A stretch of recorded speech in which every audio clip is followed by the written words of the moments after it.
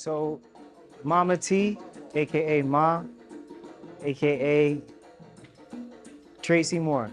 I'm extremely proud of what it is that you've accomplished in these last couple of weeks and months, being dedicated to something way bigger than anyone could have imagined. And I just want to keep telling you to keep going. Don't stop. I love you, and I'm happy that you're my mom, but I'm also more proud that you are stepping out on your own as a business owner, as an entrepreneur, and you're living your dream, living the testimony.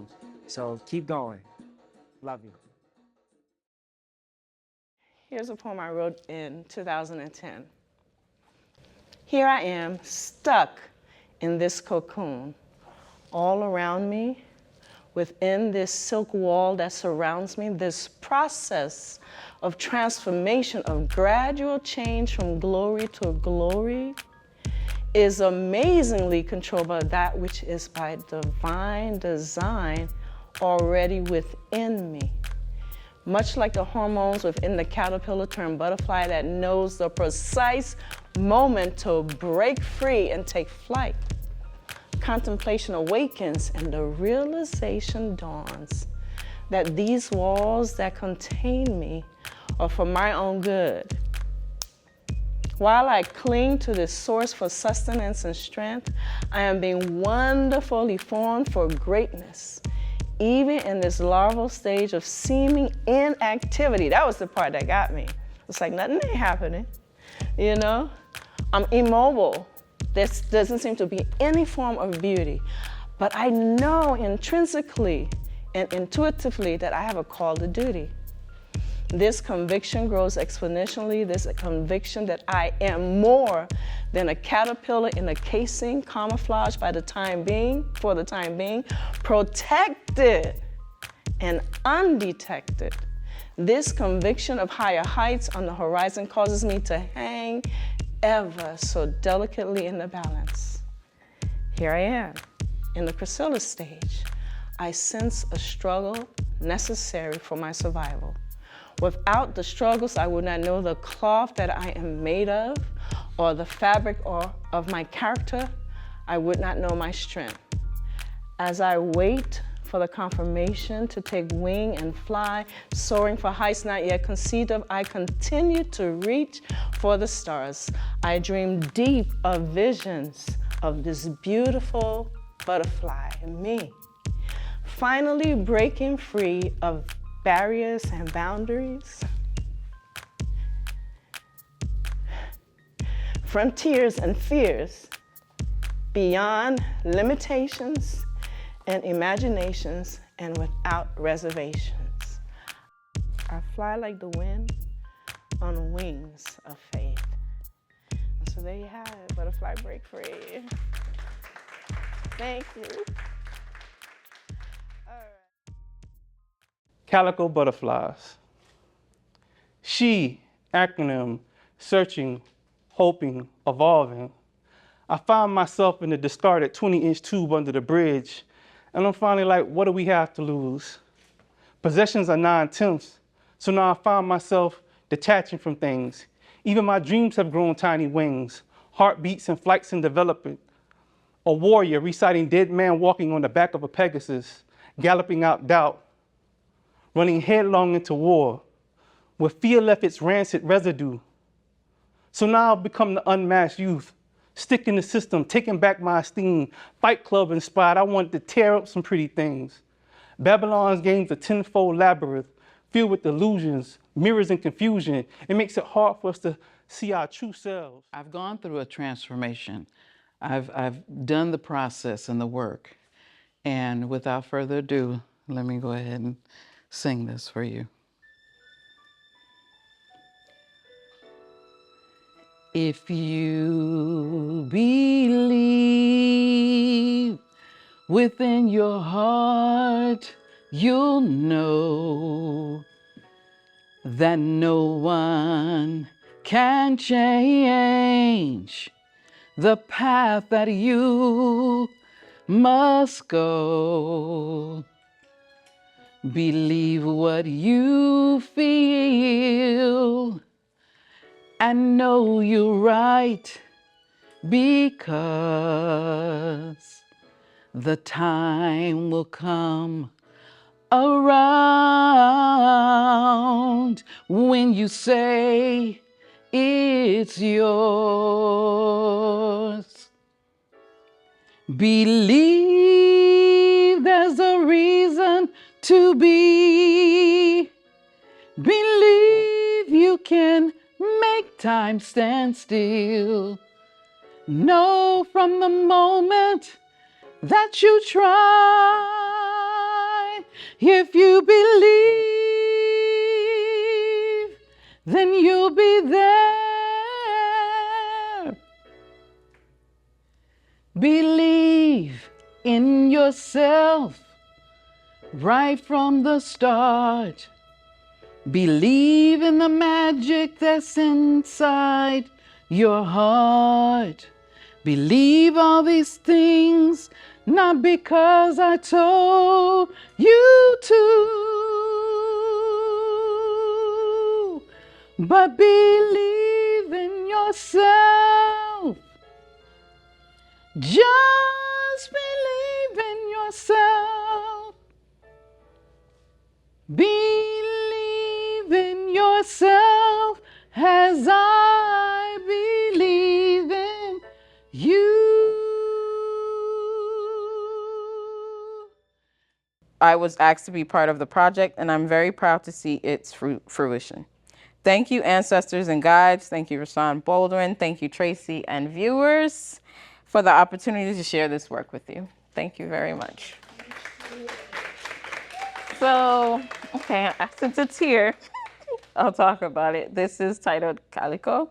I love butterflies, and I love pearls, and I'm still finding my way towards water, but those 2 out of the 3 spoke to me, and I was like, wow, this is kind of setting in line for me as well as it did for Rasan, and I'm sure for everybody else as well. But I love abstract.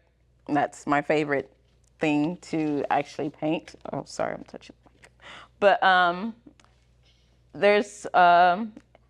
I like doing work that kind of looks finished, but at the same time, it doesn't look finished. As you can tell, parts of the butterfly is not fully completed. I leave that for the imagination of the viewer. So that's why I like to create abstract, but to me, this is complete, but you get to have fun with it. Add colors in your own imagination, and I feel like this represents a butterfly flying, and a little bit of space is out there. So extend your journey as far as you can. So thank you.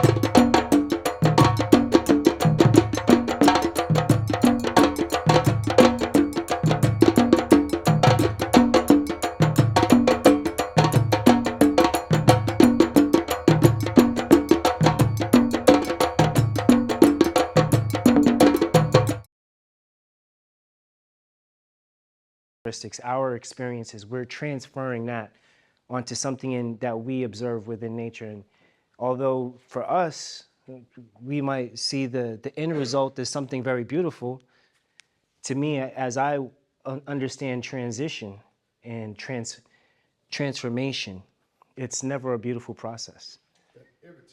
It- Talk about that part.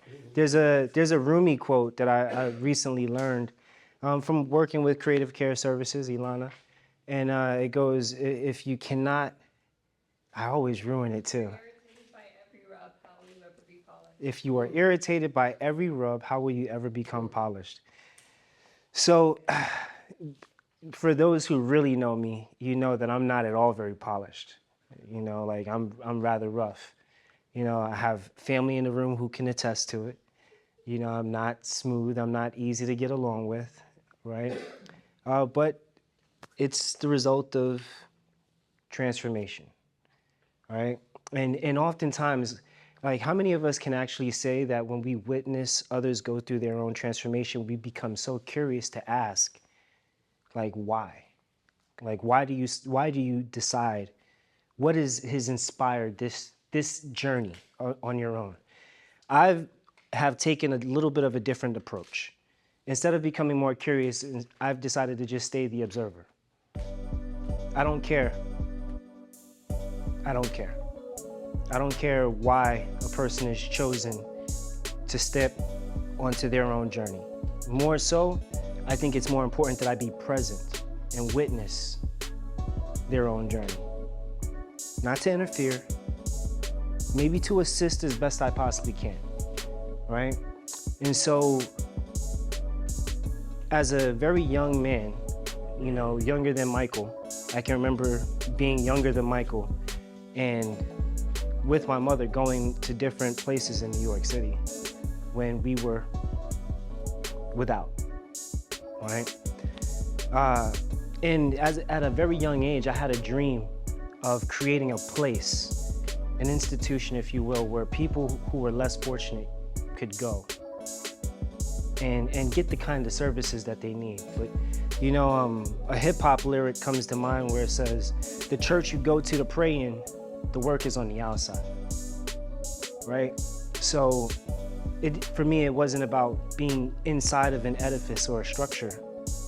You know, as my mother had continued, trust me, she's not even telling y'all about how many hours and weeks and days she spent in the church, and then how she took me and my sisters to like church. So we lived across the street from our church when we lived in Queens.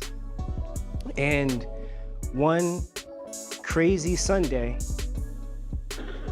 when someone could no longer take the pushing and the kicking and the rolling down the stairs, grabbed me and my two sisters and said, we're leaving. That was the first time that I witnessed real transformation, a decision, a decisive action to say, no, I'm tired. I've had enough. Thank you.